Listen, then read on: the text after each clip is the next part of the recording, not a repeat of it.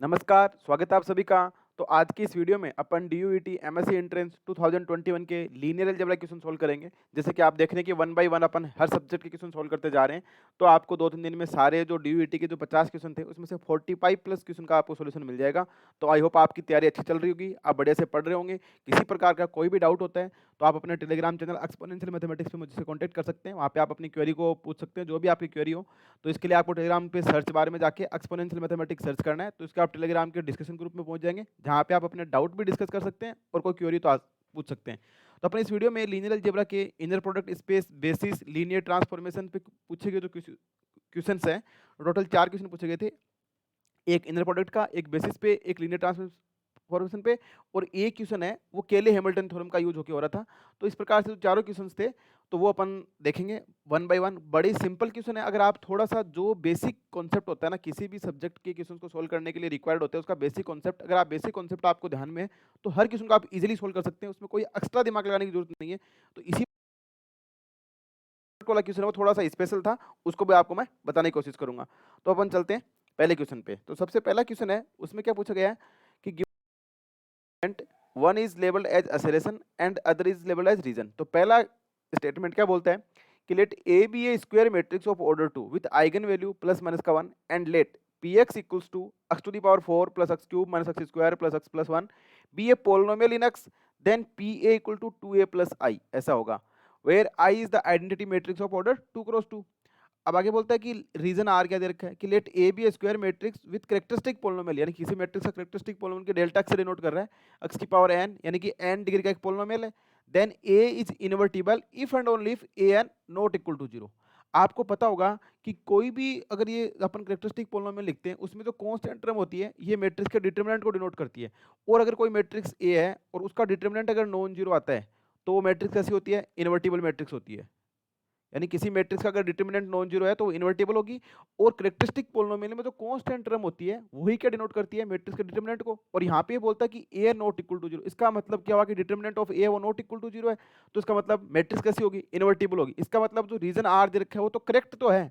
अब ये ए की एक्सप्लेनेशन करता है कि नहीं करता, वो अपन ए को चेक करने के बाद पता चलेगा। तो सबसे पहले अपन को दे रखा है कि let A be square matrix of order 2 cross 2, यानी कि ए अपनी 2 क्रॉस 2 की मैट्रिक्स है। आइगन वैल्यू प्लस माइनस का 1 है, तो अपन कैरेक्टरिस्टिक पोलिनोमियल लिखेंगे ए का, तो सी एक्स बोल देता हूं मैं, तो क्या हो जाएगा? Which is equals to X minus का 1 इंटू एक्स प्लस 1। क्योंकि आइगन वैल्यू क्या है? प्लस माइनस का 1 है, तो कैरेक्टरिस्टिक पोलिनोमियल क्या बन जाएगा? X minus 1 into x plus 1, यही बनेगा। ठीक है, कैरेक्टरिस्टिक पोल, क्योंकि कैरेक्टरिस्टिक पोलिनोमियल के रूट ही क्या होते हैं? आइगन वैल्यू होते हैं। तो इसका कैरेक्टरिस्टिक पोलिनोमियल आ गया, यानी कि सी एक्स इक्वल्स टू क्या बन जाएगा? एक्स स्क्वायर माइनस का 1, ये इसका कैरेक्टरिस्टिक पोलिनोमियल। और भाई केले हैमिल्टन थ्योरम अपन ये जानते हैं कि कोई भी मैट्रिक्स होती है वो अपने कैरेक्टरिस्टिक पोलिनोमियल को सेटिस्फाई करती है, यानी कि सी ऑफ ए करने पे क्या आएगा? 0 आएगा। इसका मतलब क्या हो जाएगा? ए स्क्वायर माइनस आइडेंटिटी, ये वन है, आइडेंटिटी इक्वल टू 0, यानी कि ए स्क्वायर इक्वल टू क्या आएगा? आइडेंटिटी आ जाएगा। यानी कि ये ए स्क्वायर इक्वल टू आई को सेटिस्फाई करेगी। ये जो मैट्रिक्स ए अपन को गिवन है ऑर्डर 2 क्रॉस 2 की, उसकी एक प्रॉपर्टी अपन को पता चल गई कि वो ए स्क्वायर इक्वल टू आई को सेटिस्फाई करेगी, इस इक्वेशन को। अब अपन को पूछा है कि पी एक्स कोई पोलिनोमियल दे रखा है, ये वाला पोलिनोमियल, और बोला गया कि देन इसमें अगर आप ए पुट करो तो ये 2a प्लस आई आता है। तो ये बात करेक्ट है कि इनकरेक्ट है, चेक कर लेते हैं। तो पी एक्स क्या दे रखा है अपन को? 4 डिग्री का पोलिनोमियल है, उसमें एक्स स्क्वायर का कोएफिशिएंट क्या है? नेगेटिव, यानी कि पी एक्स अपन को दे रखा है एक्स की power 4 plus x cube minus x square plus x plus 1। और अपन अगर पी ए करते हैं तो क्या बन जाएगा? ये A to the power 4 plus A cube minus का A square plus A plus identity matrix बन जाएगी ये। अब अपन को एक चीज और दे रखी है कि जो ए मैट्रिक्स है वो किस कंडीशन को सेटिस्फाई करती है? ए स्क्वायर इक्वल टू आई को सेटिस्फाई करती है। क्यों करती है? क्योंकि एक्स स्क्वायर माइनस 1 इसका क्या है? कैरेक्टरिस्टिक पोलिनोमियल है, तो कोई भी मैट्रिक्स अपने कैरेक्टरिस्टिक पोलिनोमियल को सेटिस्फाई करेगी। तो A square equal to I, इसका मतलब ए की power 4 equal to P I हो जाएगा, क्योंकि इसको क्या लिख सकते हो आप? A square into A square, तो यानी कि I into I which is equal to क्या बन जाएगा? आई। तो यहाँ तो क्या, ये तो क्या बन जाएगा? Identity matrix plus A cube क्या बन जाएगा? ए बन जाएगा, क्योंकि इसको आप लिख सकते हो ए इंटू ए स्क्वायर माइनस का आइडेंटिटी प्लस ए प्लस आई। तो ये आई से आई चला जाएगा और ये ए स्क्वायर आई बन जाएगा, तो ये बनेगा A into I plus A plus I which is equal to क्या बन जाएगा? ए और ए 2a प्लस आई। इसका मतलब क्या हुआ कि पी ए इक्वल्स टू क्या आ रहा है? 2a प्लस आई आ रहा है, यानी कि जो मैट्रिक्स ए है वो जो गिवन पोलिनोमियल में रखने पे अपने को 2a प्लस आई मिलता है। यानी कि ये जो पोलिनोमियल दे रखा है पी एक्स है, then P equal to 2a plus I, ये वाली बात क्या होगी? करेक्ट होगी। तो यानी कि जो असरेशन अपन को दे रखा है वो करेक्ट असरेशन दे रखा है। पर इसमें अपन ने कहीं भी ए के डिटर्मिनेंट की बात नहीं करी, या मैं ऐसे बोल सकता हूँ कि अपन ने कहीं भी determinant of A non zero या determinant of A equal to 0 की बात ही नहीं करी। क्योंकि ये तो कोई भी मैट्रिक्स होती, भले वो इन्वर्टिबल हो या नॉन इन्वर्टिबल हो, जैसी भी मैट्रिक्स होती वो इस कंडीशन को तो सेटिस्फाई करती ही करती, क्योंकि यहाँ पे कहीं पे भी बात नहीं हो रही। वैसे आप ऐसा सोच सकते हैं कि जो ए दे रखा है उसकी जो आइगन वैल्यू प्लस माइनस का 1 है, इसका मतलब ये है कि ये जो डिटर्मिनेंट ऑफ ए है वो नॉन जीरो तो है, पर इसका अपन ने कहीं यूज नहीं कर रहे, क्योंकि कोई भी मैट्रिक्स होती है उसकी आइगन वैल्यू का प्रोडक्ट ही क्या होता है, उसका डिटरमिनेंट होता है। तो यहाँ पे आइगन वैल्यू प्लस माइनस का 1 है, तो ये प्लस माइनस का 1 होने पे इसका मतलब डिटरमिनेंट क्या है, नॉन जीरो आ रहा है। पर ये तो बाय डिफॉल्ट आ रहा है, अगर कोई आइगन वैल्यू जीरो भी होती तब भी ये कंडीशन को सेटिस्फाई कर लेता। तो इसका मतलब क्या हुआ कि जो भी कंडीशन अपन को दी होती सेटिस्फाई कर लेता। पर यहाँ पे अपन इसके इन्वर्टिबल होने की बात ही नहीं करी, तो इसका मतलब तो स्टेटमेंट करेक्ट है और इसका रीजन भी करेक्ट है, पर जो रीजन है वो उसके करेक्ट एक्सप्लेनेशन नहीं देता। तो both A and R true but the R is not correct explanation of A. तो इसका मतलब सेकंड ऑप्शन क्या हो जाएगा, इसका करेक्ट हो जाएगा। आई होप आपको क्वेश्चन समझ आया होगा कि इसका आंसर कैसे अपन ने निकाला, क्योंकि इसमें अपन ने सिर्फ और सिर्फ दो तीन चीजों का यूज करा है। वो क्या चीजें थी कि मैट्रिक्स है वो अपने कैरेक्टरिस्टिक पॉलिनोमियल को सेटिस्फाई करती है, और सेटिस्फाई करने के बाद अपन ने इसमें देखा कि ए स्क्वायर इक्वल टू आइडेंटिटी मिल गया, और गिवन पॉलिनोमियल में पुट कर दिया तो ये अपन को 2a प्लस आई मिल गया। और ये स्टेटमेंट करेक्ट इसलिए हो गया क्योंकि कोई भी मैट्रिक्स है वो इन्वर्टिबल तभी होती है जब उसके कैरेक्टरिस्टिक पॉलिनोमियल में जो नॉन जीरो टर्म होती है, जो कांस्टेंट टर्म होती है वो क्या होनी चाहिए, नॉन जीरो होनी चाहिए। यहाँ पे अपन को एन नॉन जीरो दे रखा है। तो आई होप आपकी समझ आया होगा। नेक्स्ट क्वेश्चन पे चलते हैं, कोई डाउट हो तो आप पूछ सकते हैं। अब नेक्स्ट क्वेश्चन की बात करें तो यहाँ पे पूछा है कि let A B C be the basis of vector space, यानी कि वी कोई आपने को वेक्टर स्पेस दे रखा है over the field of real number, और ए बी सी उसकी क्या बेसिस है। Which of the following set are basis of V. अब आप यहाँ पे ये सोच सकते हो कि डायमेंशन ऑफ वी क्या है। डायमेंशन ऑफ वी बोलने मतलब बेसिस में कितने एलिमेंट है, 3 है, तो इसके डायमेंशन 3 है। इसका मतलब वो सेट जिसमें 3 एलिमेंट है, अगर वो लीनियरली इंडिपेंडेंट हो जाए, यानी कि L I set containing 3 element, वो क्या बना देगा बेसिस। पर आप सारे ऑप्शन में देखो, इसमें भी 3 एलिमेंट है, इसमें भी 3 एलिमेंट है, इसमें भी 3 है, इसमें भी 3 है। इसका मतलब सारे सेट में एलिमेंट तो 3 है। बस अपन को चेक क्या करना है, अपन को चेक करना है कि कौन सा सेट लीनियरली इंडिपेंडेंट है, वही सेट क्या बना देगा, बेसिस बना देगा। अगर यहाँ पे किसी भी ऑप्शन में अगर मान लो कि 2 एलिमेंट दे रखे होते या किसी में 4 दे रखे होते, तो डेफिनेटली वो सेट इसकी बेसिस नहीं बन सकता था। क्यों नहीं बन सकता था वो बेसिस इसकी, क्योंकि अगर 2 होते तो डायमेंशन 2 आ जाती, अगर 4 होते तो डायमेंशन 4 आ जाती, अगर वो लीनियरली इंडिपेंडेंट होता। अगर लीनियरली डिपेंडेंट होता तो बात अलग थी, पर लीनियरली इंडिपेंडेंट होता 4 होता तो बेसिस नहीं बना सकता, क्योंकि अपने को जो वेक्टर स्पेस गिवन है उसकी बेसिस डायमेंशन कितनी है, 3 है। पर यहाँ पे सभी में 3 एलिमेंट है, तो ये एक्स्ट्रा बात थी जो आपको ध्यान रखनी थी, किसी क्वेश्चन में ऐसा हो सकता है। अब अपन चेक करते हैं कौन सा सेट बेसिस है। तो इसके 2 मेथड है। पहला मेथड तो ये कि आप क्या करो, इसकी मैट्रिक्स बनाओ हर की, और उसको रो एक्लन फॉर्म में लिख लो और देख लो कि डिटर्मिनेंट नॉन जीरो आ रहा है तो लीनियर इंडिपेंडेंट। जैसे मान लो कि 2a plus 3b 2a minus का c a प्लस b है, तो आप क्या लिखोगे 2 3 0 और 2 0 माइनस का 1, और ये a b है तो 1 1 0। इस प्रकार से इस मैट्रिक्स की रो एक्लन फॉर्म बनाओ और सोल्व कर लो कि ये बनाता है कि नहीं, मतलब डिटर्मिनेंट जीरो आता है कि नहीं आता। पर मुझे लगता है ये मतलब थोड़ा टिपिकल है। मैं अपन इसको शॉर्ट फॉर्म में देखें तो जैसे a वाला सेट है, इसमें आपको क्या दे रखा है 2a प्लस 3b और 2a माइनस का c और a प्लस बी। अब अगर आप ये सोचें कि कोई भी दो एलिमेंट अगर मान लो किसी सेट में x और y हैं, वो लीनियरली डिपेंडेंट तभी हो सकता है जब x इक्वल टू क्या आ जाए अल्फा वाई टाइप का, यानी कि एक दूसरे का स्केलर मल्टीप्लिकेशन हो, तभी दो एलिमेंट क्या कहलाते हैं एक दूसरे के, वो लीनियरली डिपेंडेंट हो जाते हैं। तो आप देखो कि 2a प्लस 3b है और a प्लस बी है, ये दोनों में ऐसा लग रहा है कि इसमें भी a b है इसमें भी a b है, तो ये दोनों सेम सेम हो सकते हैं।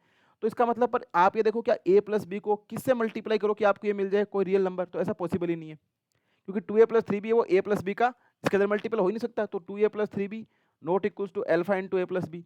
इसका मतलब क्या हुआ कि ये दोनों तो लीनियरली इंडिपेंडेंट हो गए, और इन दोनों की मदद से आप ये नहीं ले सकते, और इन दो की मदद से, क्योंकि इसमें तो सी आ रहा है, तो ये मतलब आपको पहला सेट जो ए है वो ऑब्जर्व करने भी पता लग रहा है कि ये तो ए कैसा है, एल आई सेट है, ए एज एल आई, क्योंकि इसमें किसी भी दो के कॉम्बिनेशन से तीसरा सेट आपको प्राप्त नहीं हो सकता।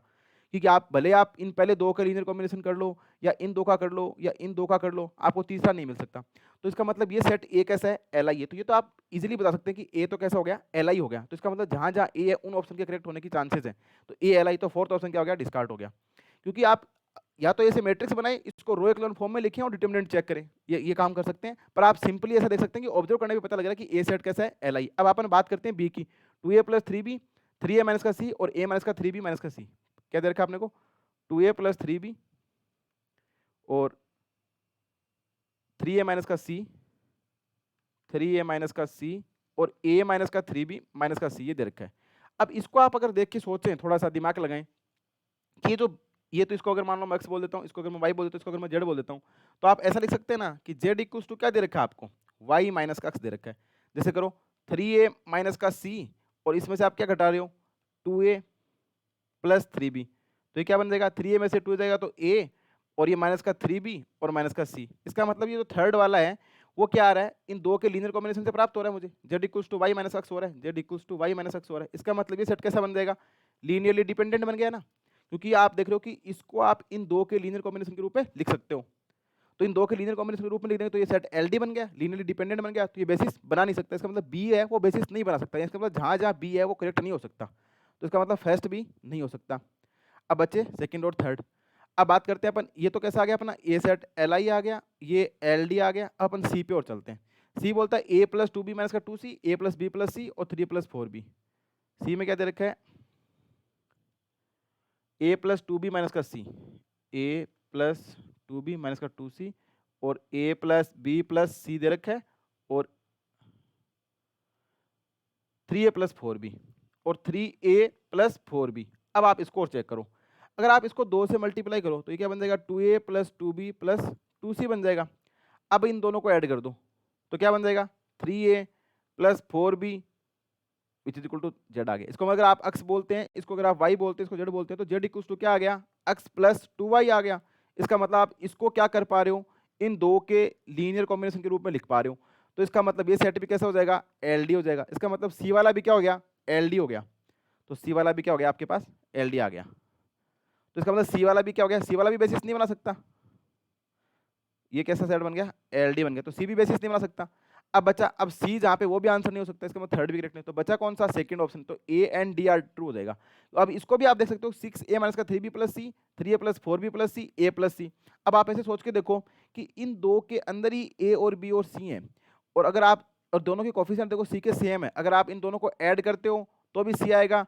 तो पर और इन दोनों को आपस में हटा नहीं सकते क्योंकि c का कोफिशिएंट तीनों में सेम है, तीनों में सेम है। तो इसका 6a माइनस का 3b प्लस सी है, 3a प्लस 4b प्लस सी है और a प्लस सी है, यानी कि 6a माइनस का 3b प्लस सी, 6a माइनस का 3b प्लस सी है और लास्ट वाला a प्लस सी है और ये 3a प्लस, इसका कोफिशिएंट क्या देखते हैं b का, 3a प्लस 4b प्लस सी, 3a प्लस 4b प्लस सी। अगर आप सोच रहे हो कि इसमें से a को एलिमिनेट करें, अब देखो a को एलिमिनेट करने से काम नहीं चल रहा क्योंकि यहाँ पे a प्लस सी आ रहा है, और इसमें से अगर आप a प्लस सी हटाओगे तो इसको 3 से मल्टीप्लाई करना पड़ेगा तो c के कोफिशिएंट आ जाएगा। इसमें से हटाओगे तब इसको 6 से मल्टीप्लाई करना पड़ेगा तो c का कोफिशिएंट रह जाएगा।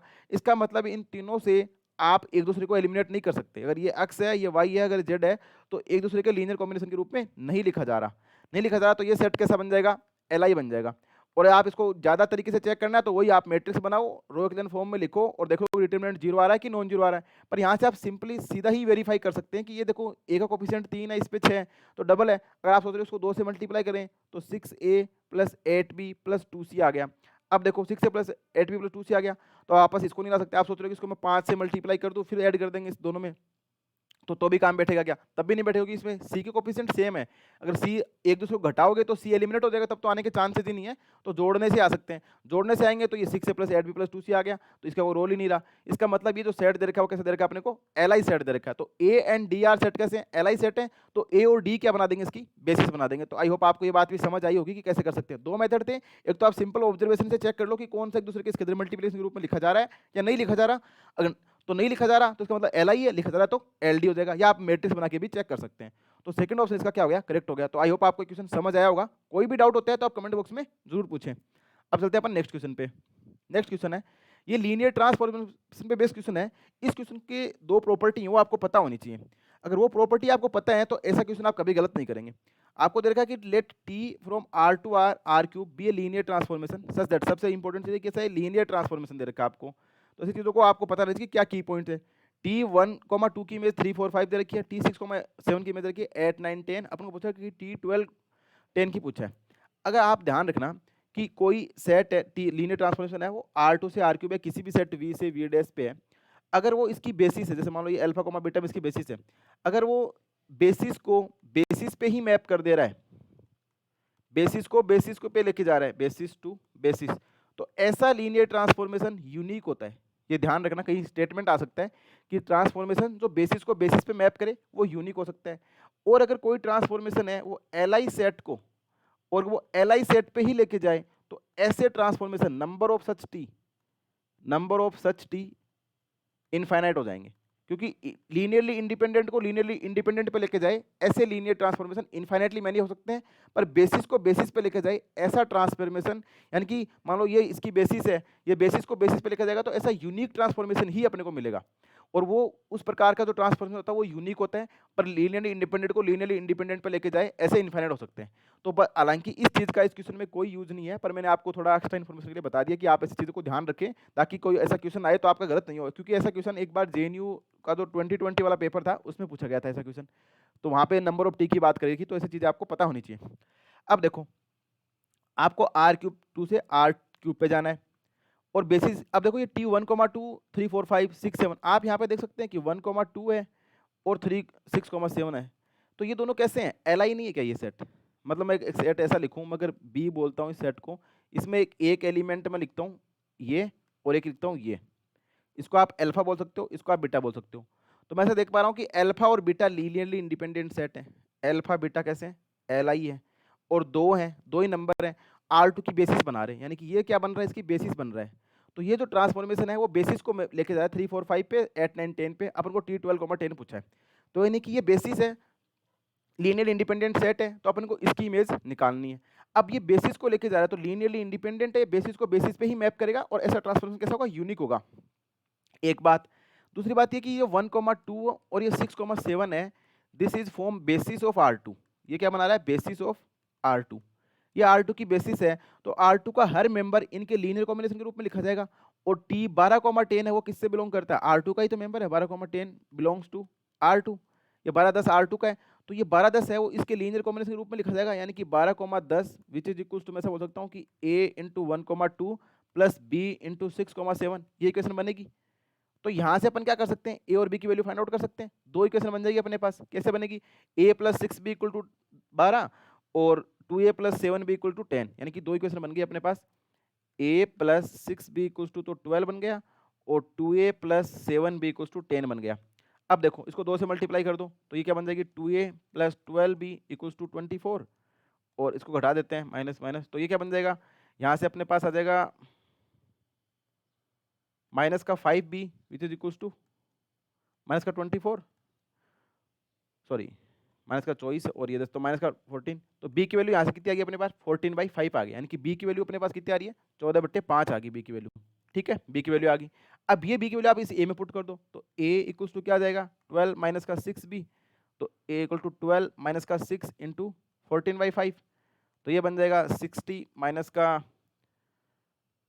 84/5, तो a इक्वल्स टू कितना आ जाएगा, माइनस का 24/5, तो a की वैल्यू तो आ गई माइनस का 24/5 और b की आ गई 14/5, तो a और b अपने पास आ गए, यानी कि अपने पास जो 12,10 है इसको आप ऐसा लिख सकते हैं, माइनस का 24/5 इंटू 1,2 प्लस 14/5 इंटू 6,7, ये अपने पास इक्वेशन बन गई। तो आई होप आपको ये समझ आ गया होगा। अपने को पूछा है कि t 12,10 बताओ, तो t 12,10 के अपन क्या करेंगे, दोनों तरफ t लगा देंगे, यहाँ पे भी t लगा देंगे, यहाँ पे भी t लगा देंगे, और यहाँ पे भी t लगा देंगे, यानी कि लगाएंगे तो अपन t यहाँ पे ऐसा लगाएंगे, पर t कैसा दे रखा है आपको, लीनियर ट्रांसफॉर्मेशन दे रखा है, तो लीनियर ट्रांसफॉर्मेशन दे रखा है, इसका मतलब ये क्या बन जाएगा, इसको ऐसा लिख सकते हैं ना कि t 12,12 which is equal to क्या बन जाएगा, t ऑफ माइनस का 24/5 इंटू 1,2 प्लस 14/5 और 6,7, ये बनेगा। पर टी लीनियर है तो टी लीनियर, तो ये कॉन्फिशिएंट बाहर आ जाएंगे और ये पूरा लीनियर पे फैल जाएगा, यानी कि माइनस का 24/5 लीनियर है, तो टी 1,2 प्लस 14/5 इंटू टी 6,7, क्योंकि टी क्या है, टी इज लीनियर है तो लीनियर की प्रॉपर्टी को यूज कर लिया। अब टी 1,2 अपन को पता है, टी 6,7 पता है, तो यानी माइनस का 24/5 इंटू, और टी 1,2 की वैल्यू कितनी दे रखी है अपने को, टी 1,2 3 4 5, तो ये दे रखी है आपको 3 4 5 प्लस 14/5 इंटू 8 9 10, अब ये आपकी वैल्यू क्या जाएगी, तो पहला कोऑर्डिनेट क्या बनेगा, इधर तो ये 14 इंटू 8 और ये माइनस का 24 इंटू 3, तो ये क्या बन जाएगा, माइनस का 72 प्लस 112/5, कोमा ये क्या बनेगा, माइनस का 96 और ये प्लस 126/5, ये क्या बनेगा, माइनस का 120 प्लस 140/5, तो ये इसकी क्या आएगी, इमेज आ गई, इसको सोल्व कर लेंगे, तो ये 40/5 यानी कि 8, ये बनेगा 30/5 यानी कि 6, ये बनेगा 20/5 4, तो t 12,10 की वैल्यू क्या आ जाएगी अपनी 8,6,4 आ जाएगी। तो जिस ऑप्शन में 864 लिखा हुआ इसका क्या हो जाएगा, आंसर हो जाएगा।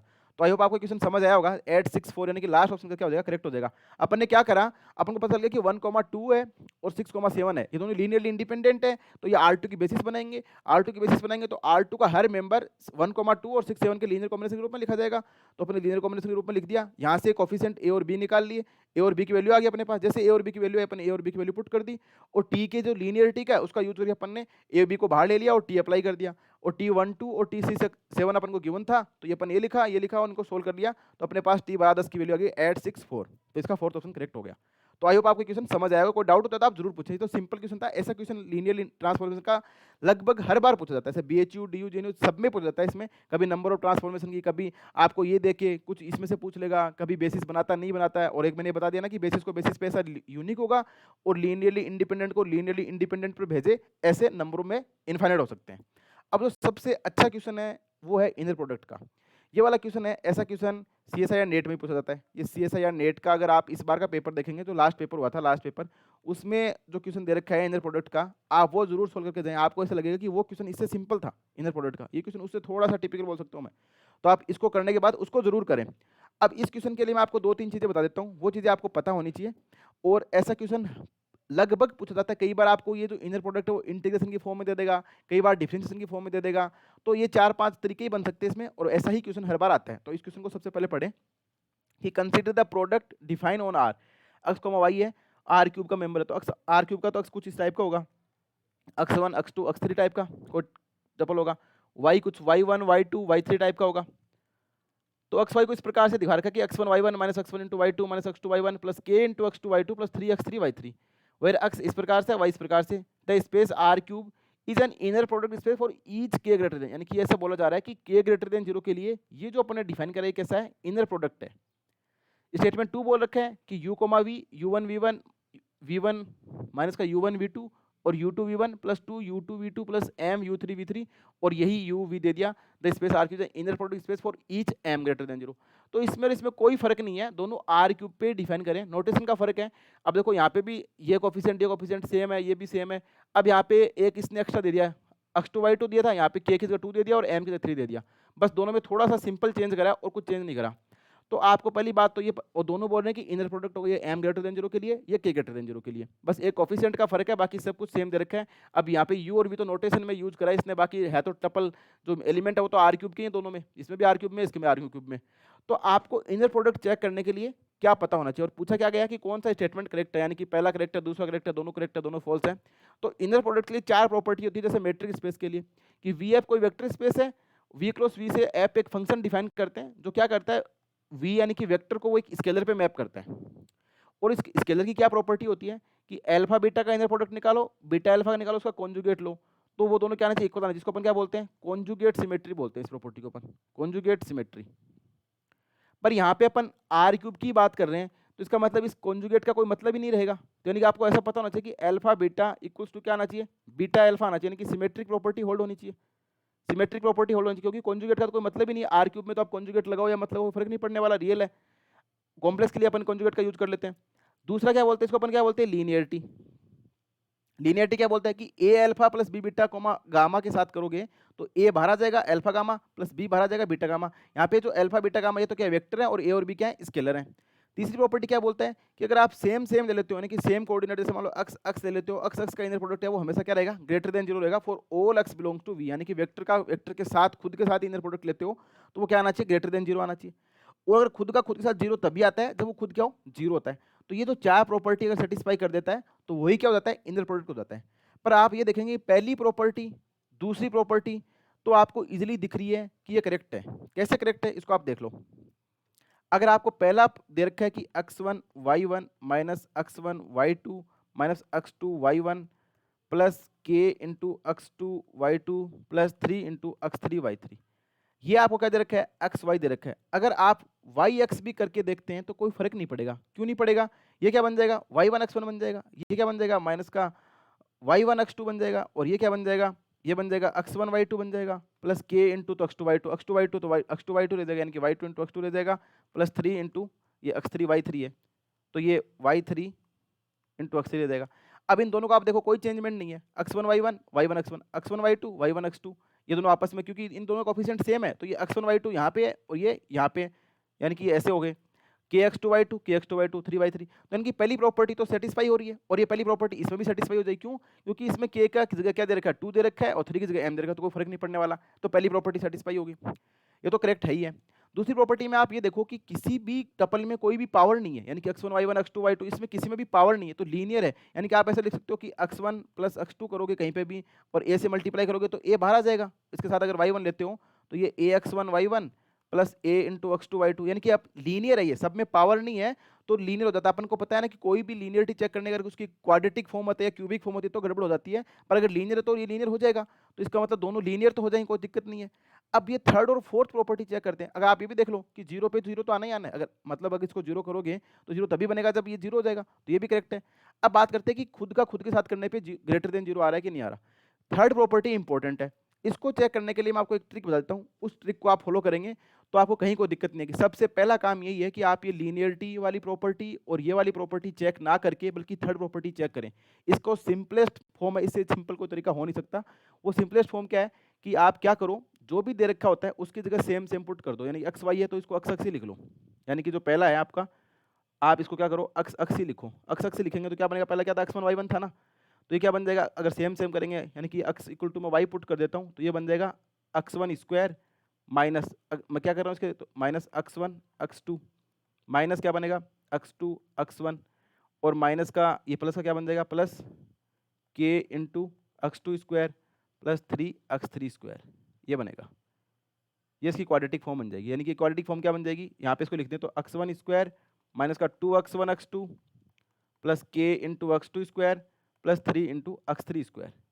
मैंने क्या करा, सेम चीज़ लिख दिया, यानी कि मैंने xy की जगह क्या पुट कर दिया, जो अपने को xy दे रखा था मैंने इसको क्या कर दिया x x लिख दिया। तो आप ऐसा करके देखें, क्योंकि अपन को थर्ड सबसे पहले यही करें। ये करने के बाद इसकी मैट्रिक्स बनाएं। इसकी मैट्रिक्स कैसे बनाएंगे आप, इसकी मैट्रिक्स बनाने का तरीका ये है कि x1 x2 x3 ऐसे लिख लो, x1 x2 x3 ऐसे लिख लो और कोफिशिएंट लिख दो। जैसे x1 स्क्वायर यहाँ पे क्या आएगा, x1 इंटू x1 तो x1 स्क्वायर का कोफिशिएंट 1 आ गया। x1 x2 को जो भी होता है उसका हाफ करके 2 कर दो, यानी यहाँ पे क्या आ रहा है x1 x2 आ रहा है और इसको आप इससे मल्टीप्लाई करेंगे ना इन दोनों को तब भी x1 x2 आएगा, इससे तब भी x1 x2, तो x1 x2 का कोफिशिएंट माइनस का 2 है तो इसका हाफ करके लिखेंगे तो माइनस का 1, यहाँ पे भी माइनस का 1। अब देखो x2 x3 की टर्म है नहीं तो 0, तो यहाँ पे भी x3 x2 की टर्म भी नहीं है 0। अब x2 x2 स्क्वायर का कोफिशिएंट क्या है k, और फिर x3 x2 की टर्म ही नहीं है तो ये 0 बन जाएगा, ये 0 बन जाएगा और x3 x3 स्क्वायर करके आ जाएगा यहाँ पे 3 आ जाएगा। तो ये जो मैट्रिक्स है वो आप बना लें। इस मैट्रिक्स को बनाने के बाद आप क्या करते हैं, प्रिंसिपल माइनर का डिटरमिनेंट चेक करते होते हैं। प्रिंसिपल माइनर बोलने का मतलब होता है कि इसकी 1 क्रॉस 1 की मैट्रिक्स, 2 क्रॉस 2 की मैट्रिक्स और 3 क्रॉस 3 की मैट्रिक्स का डिटरमिनेंट चेक करो। अगर वो ग्रेटर देन 0 आ जाता है तो थर्ड प्रॉपर्टी होल्ड हो जाएगी, यानी कि पॉजिटिव डेफिनेट बन जाएगा और ये इनर प्रोडक्ट बन जाएगा। और ये मैट्रिक्स ध्यान रखना सिमेट्रिक होनी चाहिए। ये मैट्रिक्स देखो आप देख सकते हो कि सिमेट्रिक मैट्रिक्स है। अब देखो इसका 1 का डिटरमिनेंट लूंगा मैं, 1 का डिटरमिनेंट तो क्या आएगा 1 आएगा, तो which is equals to 1 greater than 0। अब इसका लेंगे 2 क्रॉस 2 वाली का, यानी कि 1 माइनस का 1 के, ये क्या आएगा विच इज इक्वल्स टू के माइनस का 1, ये ग्रेटर देन 0 आना चाहिए, यानी कि के ग्रेटर देन 1 आना चाहिए, तभी क्या बनाएगा ये इनर प्रोडक्ट बनाएगा। और थर्ड वाली लिखेंगे तो थर्ड वाली को तो आप देख लो 1 -1 0 -1 के 0 0 0 3, तो आप इसको इसके करस्पॉन्डिंग एक्सपेंड कर दो तो ये क्या बन जाएगा 3 इंटू के माइनस का 1 बन जाएगा। इसका डिटरमिनेंट क्या है 3 इंटू के माइनस 1, ये भी ग्रेटर देन 0 होना चाहिए, यानी कि के ग्रेटर देन 1 होने पे क्या बनेगा ये इनर प्रोडक्ट बनेगा।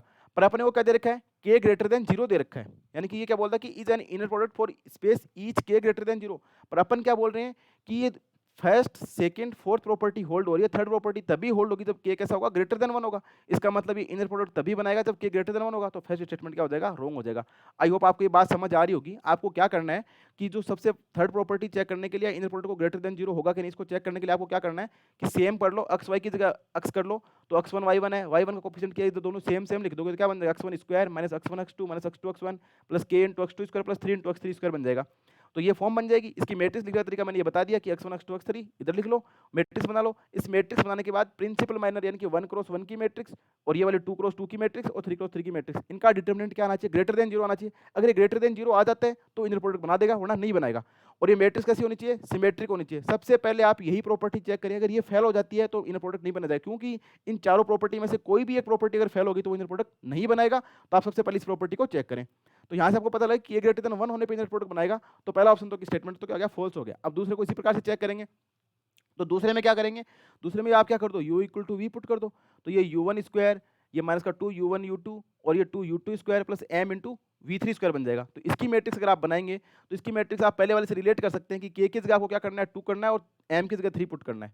तो यानी कि इसकी मैट्रिक्स बनेगी वो सिंपली आप ऐसे भी ले सकते हैं कि 1 -1 0 -1 और k यहाँ पे अपना m था, इस बार 2 आ जाएगा, 0 0 और 0 यहाँ पे क्या आ जाएगा, m आ जाएगा। अब आप इसके देखो 1 क्रॉस 1 की मैट्रिक्स का डिटरमिनेंट निकालेंगे तो क्या आएगा, 1 आएगा, ग्रेटर देन 0 है। 2 क्रॉस 2 की बनाएंगे तो 1 -1 -1 2 आएगा इस बार, ये वाली मैट्रिक्स लेंगे तो 2 माइनस का 1 यानी कि क्या आएगा, 2 माइनस का 1 इक्वल टू 1 ग्रेटर देन 0 है। अब 3 क्रॉस 3 वाली का निकालेंगे तो ये 3 क्रॉस 3 वाली का क्या बनेगा, which is equal to m, इसके एक्सपोंडिंग कर देंगे तो m इंटू 2 माइनस का 1 which is equal to m, और m आपको क्या दे रखा है, ग्रेटर देन 0 दे रखा है। इसका मतलब 1 क्रॉस 1 वाली मैट्रिक्स का डिटरमिनेंट भी ग्रेटर देन 0 है, 2 क्रॉस 2 वाली का भी ग्रेटर देन 0 है और 3 क्रॉस 3 वाली का भी ग्रेटर देन 0 है।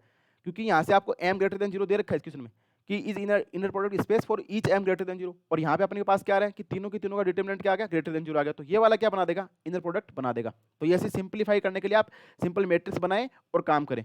अब ये दोनों तीनों प्रॉपर्टी सेटिस्फाई होगी, आपने देख लिया कि इस सिमेट्रिक बना देगा, कॉन्जुगेट का कोई रोल नहीं है यहाँ पे, लीनियर हो जाएगा क्योंकि सारे फैक्टर लीनियर है, पावर नहीं है, और इक्वल टू 0 पढ़ने पे 0 आ ही रहा है, और ये अल्फा अल्फा ग्रेटर देन 0 जब भी हो रहा है जब आपको फर्स्ट केस में तो क्या लेना पड़ रहा है कि ग्रेटर देन 1 लेना पड़ रहा है। तो यानी कि अगर पूछे कि किस केस में होगा तो ये ग्रेटर देन 1 के लिए होगा और ये m ग्रेटर देन 0 के लिए होगा। ठीक है, तो इसका मतलब क्या हो गया, स्टेटमेंट फर्स्ट तो क्या हो गया, फॉल्स हो गया, और स्टेटमेंट सेकंड क्या हो गया, करेक्ट हो गया। तो statement first is false, second is correct, तो फोर्थ ऑप्शन से क्या हो गया, करेक्ट आंसर हो गया। तो आपको इस क्वेश्चन में अगर कोई भी डाउट होता है तो आप जरूर पूछें, क्योंकि ये क्वेश्चन बहुत ही अच्छा क्वेश्चन है, ऐसा नेट में भी पूछा गया है, तो आप नेट वाला क्वेश्चन खुद से ट्राई करें क्योंकि आप इससे कॉन्फिडेंस आएगा और अच्छा भी लगेगा।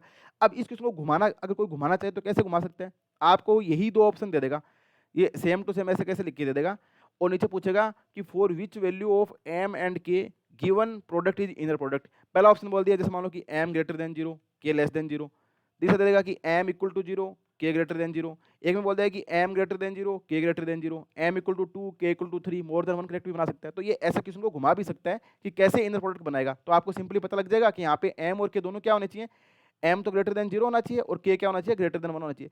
जिस भी केस में ये कंडीशन सेटिस्फाई हो रही है उसी केस में दोनों क्या बना देंगे, इनर प्रोडक्ट बना देंगे। तो आई होप आपको ये फोर्थ क्वेश्चन समझ आया होगा। अगर इसमें कोई डाउट होता है तो आप जरूर जरूर पूछें, क्योंकि ये बहुत ही अच्छा क्वेश्चन है और इसमें जो कॉन्सेप्ट लग रहे हैं, इसमें कोई भी डाउट होता है तो आप कमेंट करके जरूर पूछें। तो आई होप आपको ये जो चारों क्वेश्चन थे वो समझ आए होंगे। किसी भी कॉन्सेप्ट में कोई भी दिक्कत हो तो आप जरूर पूछ सकते हैं और आप प्रैक्टिस करते रहें। आई होप आप अच्छे से पढ़ रहे होंगे। So thanks for watching and keep continue watching exponential mathematics. Thank you.